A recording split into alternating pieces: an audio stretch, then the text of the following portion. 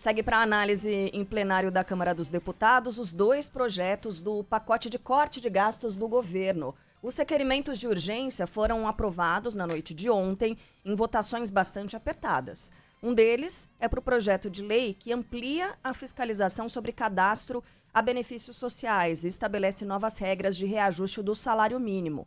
O outro é aquela proposta que proíbe a concessão ou prorrogação de benefícios tributários, como isenção de impostos, em caso de déficit das contas públicas. A gente tem mais informações chegando ao vivo, direto de Brasília, com ele que está acompanhando tudo isso de perto. João Pedro Melo, bom dia, JP.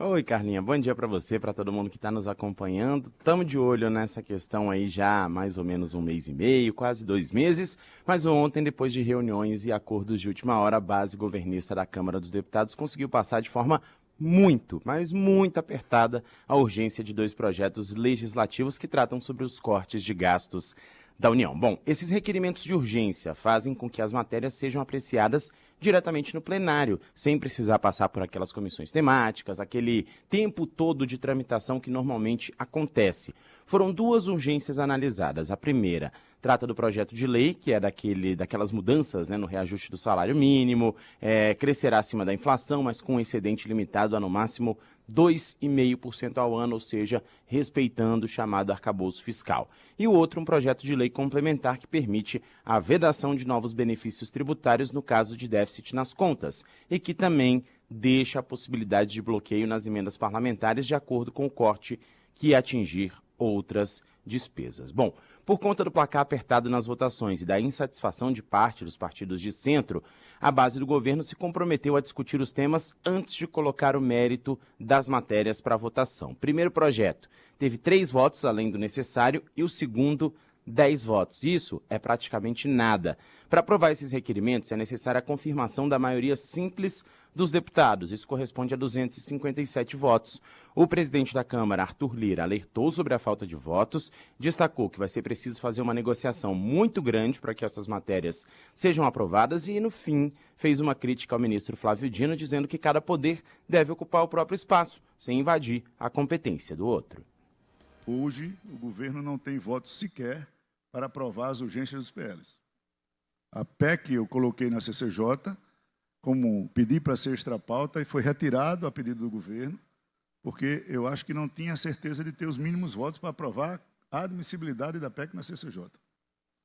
Então, vai se ter, sim, essa semana, a próxima, a outra, muito trabalho, muita conversa, muito convencimento, para que essas matérias saiam. E eu não tenho dúvida que o Congresso não vai faltar. Agora está no momento de muita instabilidade, de muita ansiedade, de muita turbulência interna por causa desses acontecimentos que não são inerentes ao convívio harmônico, constitucional, de limites entre os poderes, principalmente nas suas circunscrições do que pode ou não fazer. Né? Você não vai ver nunca um deputado julgando alguém ou condenando alguém no tribunal, como você não deve ver nunca um juiz legislando. Bom, por mais que não tenha sido dito pela base do governo, as modificações no julgamento que liberou as emendas parlamentares no STF, obviamente comprometeram o andamento dessas pautas, principalmente essa votação do pacote, ou pacote, como a gente está chamando aqui na rádio. A Advocacia Geral da União solicitou que o ministro Flávio Dino fizesse uma revisão de pontos da decisão, essa decisão que já foi referendada, inclusive, no plenário virtual da Corte.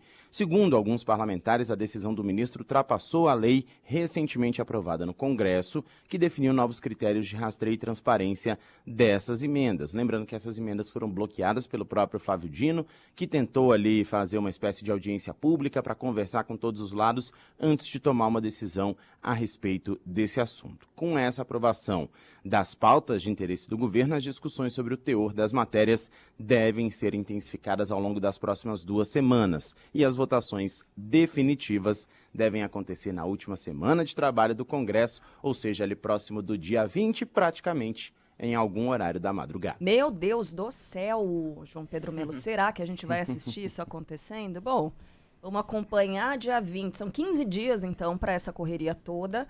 Dia 20 é uma sexta-feira, gente.